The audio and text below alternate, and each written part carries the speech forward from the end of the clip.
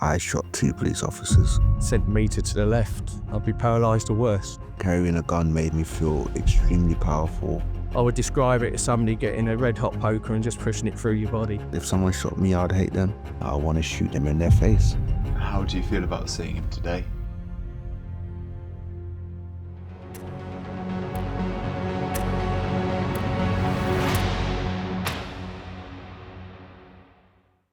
What were you doing on the day of the shooting? Well, myself and my colleague, Simon, decided that we wanted a little bit of overtime. One of the easiest ways was to get a drugs body, and there was a pub. It was called the Atlantic Pub. It was known as a hotspot for drug dealing and crime. And it had 2 doors. And if somebody went in one door and walked out the other within a minute or 2 minutes, you knew they bought drugs. I'd sent someone to go and collect some money from a pub, and this idiot went and gave the person more drugs and didn't collect the money. I just thought, what's wrong with you? You're stupid. And then I just jumped up and said to my friend, come, and jumped on the bike. So we flew down there. As we pulled up alongside the pub, this motorbike went past and went through a red light and turned left. The pillion had got off, which was Leroy, and gone into the pub with his crash helmet on. I've gone in the pub. I've seen the person. He said to me, come out the pub because there's police. We see this motorbike on the pavement, so we do a licence check on it, no current keeper. We're gathering a little bit of evidence to justify a stop and search here in a known drugs area. I just spoke to him for a couple more seconds. I didn't look funny, and then I just turned around and walked out. We told him, take your crash helmet off, we're going to search you. Everything was already in motion, and you'll get stopped for something very simple and it will just spiral into something big. And we did the textbook stop, back to back, so they haven't got eye contact, they can't communicate, only verbally, which you can hear. The bike rider started saying he ain't got nothing to hide or something to that effect because he knows my situation. What were you thinking in that moment? I can't take a search. Being an escapee with a firearm and drugs in my possession, you're on double figures straight away. I wasn't trying to get arrested that day. I went to search the rider and he dropped something on the floor and I thought it looked like crack cocaine. I just reached down to pick up the evidence, what I thought was the evidence, and as I did that, I was aware of a commotion, scuffling going on, and Leroy was struggling with Simon. They were both on the ground. I just rolled the dice all for myself, and I was thinking about making good my escape. I basically shot one officer. Simon screams in pain and falls back. Everything's happening in slow motion. Everything just started happening fast. I knew it was my turn. It's just a case of how bad. It's just a massive adrenaline dump, massive. There's nothing you can do, nothing to do to defend yourself, and you know you're going to get shot. All happened in seconds, nothing that I could do to change it. That's when he fired a shot that hit me about a centimetre from the spine. It could have gone anywhere, absolutely anywhere. The first officer was in his leg and the second one was in his back, which is James. I remember saying, I'm not dying here. I am not dying here. There's nothing else to do apart from escape.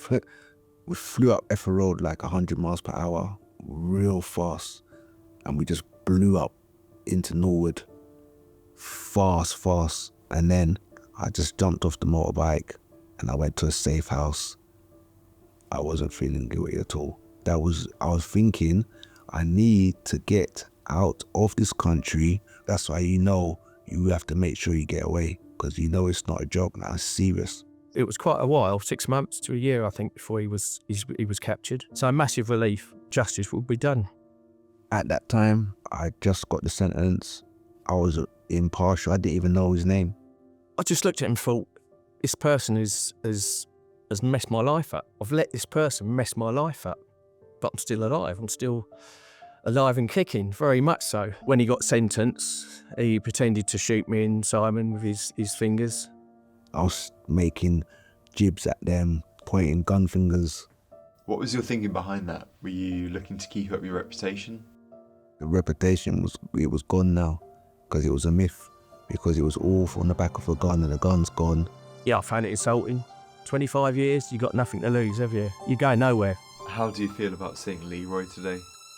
How do you feel about seeing James?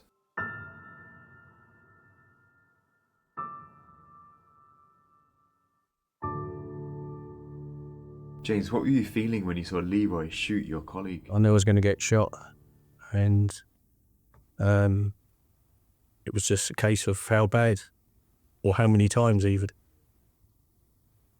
And it was just that sense of just being totally helpless and able to help myself or my colleague.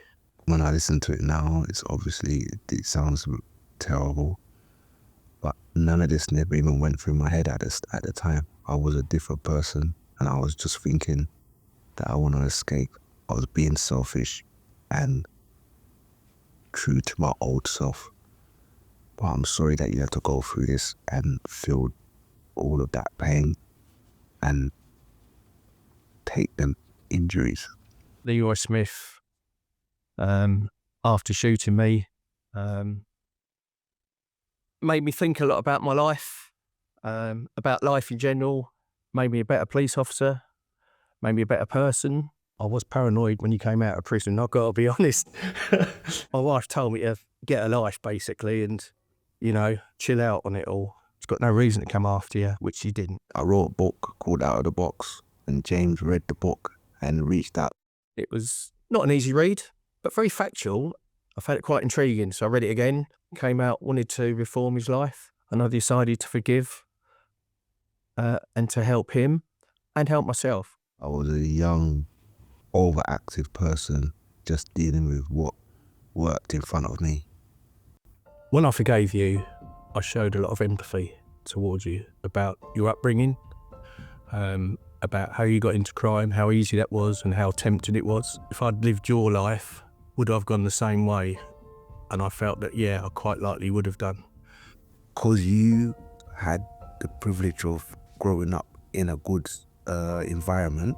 Yeah, I did. Yeah, You was lucky. yeah, and, I was. And that's made you have a heart enough to be able to forgive someone for what most people wouldn't be able to forgive them. And then that opens up the door for other people to look and say they could do the same. For someone to forgive you of that, it's very powerful. Because it's all personal now, and because you're talking to the person, you've got time to reflect. Because every time you communicate with them, you've got to process that. If you were in each other's shoes, would you forgive someone who shot you? Now I would, because of what's happened to me and everything. But back then I wouldn't have, no way. You served your time.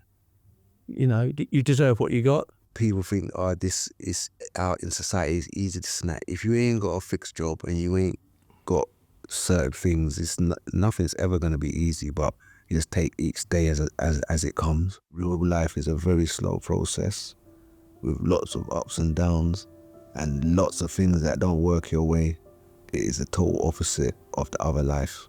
You can wake up in the morning with no money, go out on the street and come back home with 80 grand in cash. That's a different world, innit? Immediate gratification. But this real world is slow gratification, but it's permanent. And no one ain't gonna lock you up for it. It's not just about me, it's about you as well, for accepting me and accepting my forgiveness. It's closure as well, innit? Yeah, absolutely. I've done a lot of charity work and I've done a lot of stuff, but I'm an empty shell. There's just a void inside, you're just empty. When I meet him now, I just feel such peace and a warmth in my soul. It's a nice feeling. When I see you going straight, it means a lot to me. It really does. Yeah, I know. And that's the only part why I know I would never let you down. I know. I definitely, I hear you. Cheers, brother. Definitely. It's a wrap.